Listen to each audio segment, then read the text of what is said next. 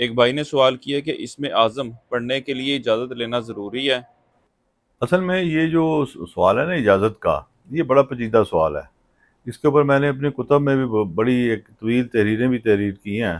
در حقیقت کسی بھی عمل کی اجازت لینے یا نہ لینے، اجازت دینے یا نہ دینے کے حوالے سے گفتگو جو ہے وہ چند فکروں میں نہیں سمجھ جا سکتی، کیونکہ یہ ایک بڑا پیچیدہ سا معاملہ ہے جس کو عام طور پر لوگ سمجھنے سے قاصر ہیں۔ اس کی وجہ کیا ہے؟ کیونکہ ہمارے یہاں اجازت دینے کا معاملہ روپے پیسے سے منسلک ہے، اور فرد کو اجازت کسی بھی خاص فیس کے عوض یا کسی خاص تحفے کے عوض دی جاتی ہے۔ حالانکہ بزرگوں نے جو اجازت کا معاملہ اختیار کیا تھا اس کی یہ وجوہات نہیں تھیں۔ ان کا مطلب یہ تھا کہ کوئی بھی فرد جب عملیات کی دنیا میں قدم رکھے تو اپنی عملیاتی حوالے سے تیاری کرے۔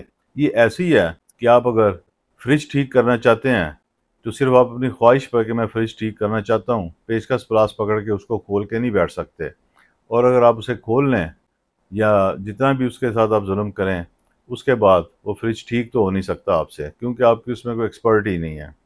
یہ معاملہ عملیات کے شعبے میں بھی ہے کہ جب آپ کی کسی چیز میں ایکسپرٹی نہیں ہے، آپ اس کو مکمل طور پر جانتے نہیں، تو اس کے اندر کس معاملے کا کیا اثر نکلے گا، کون سی چیز پازیٹیو ہے کون سی نیگیٹیو ہے، آپ کیسے سمجھیں گے؟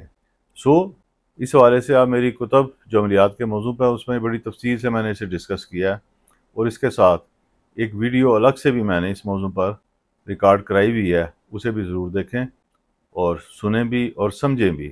انشاءاللہ تعالیٰ آپ کی اس ویڈیو کے ذریعے بھی مکمل رہنمائی ہوگی، اور اس ویڈیو کا لنک نیچے دیا گیا، آپ بآسانی اسے تلاش کر سکتے ہیں۔